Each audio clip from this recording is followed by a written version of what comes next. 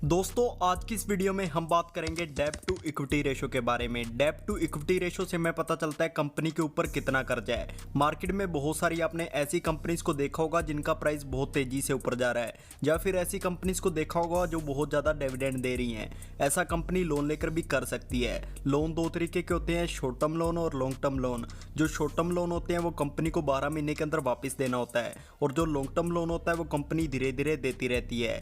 लेकिन हमें किस तरीके से पता चलेगा कि कौन सी कंपनी ने लोन लिया हुआ है? एग्जाम्पल के लिए जैसे कोई एबीसी कंपनी है जो 4 से 5% का डिविडेंड दे रही है। डिविडेंड को देखकर बहुत सारे लोग स्टॉक को बाय कर रहे हैं, जिससे स्टॉक का प्राइस तेजी से ऊपर जा रहा है। लेकिन जब कंपनी लोन वापस देगी तो स्टॉक का प्राइस तेजी से नीचे गिरेगा। ऐसे में ज़्यादातर कंपनीज अपने एसेट्स को ही बेच देती हैं, जिससे कंपनी का ग्रो कर पाना लगभग नामुमकिन हो जाता है। दोस्तों डेब्ट टू इक्विटी रेशो का फार्मूला होता है टोटल डेब्ट डिवाइड बाय टोटल इक्विटी। जैसे कोई एबीसी कंपनी है जिसके ऊपर 15 लाख का डेब्ट है और उसके ऊपर 10 लाख की इक्विटी है। जब हम इसे डिवाइड करेंगे तो हमारा आंसर आ जाएगा 1.5 एंड 150%।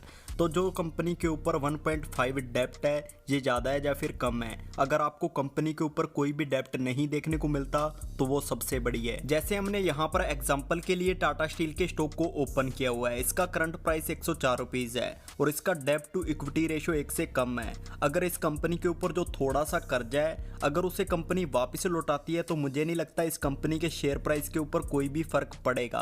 अब एक बड़ी कंपनी का एग्जांपल ले लेते हैं। हमने यहाँ पर अल्ट्राटेक के स्टॉक को ओपन किया हुआ है जिसका करंट प्राइस 7,686 रुपीज़ है और इसका डेब्ट टू इक्विटी रेशो 1 से कम है, जो कि बहुत ही बड़ी है। अगर आप बहुत सारे स्टॉक्स की रिसर्च कर उनमें से कुछ स्टॉक्स को पिक करना चाहते हैं तो आपको ऐसे ही स्टॉक्स को पिक करना है जिनका डेब्ट टू इक्विटी रेशो 1 से कम हो। तो आप अपनी रिसर्च जारी रखें, फिर मिलेंगे किसी अगली वीडियो में।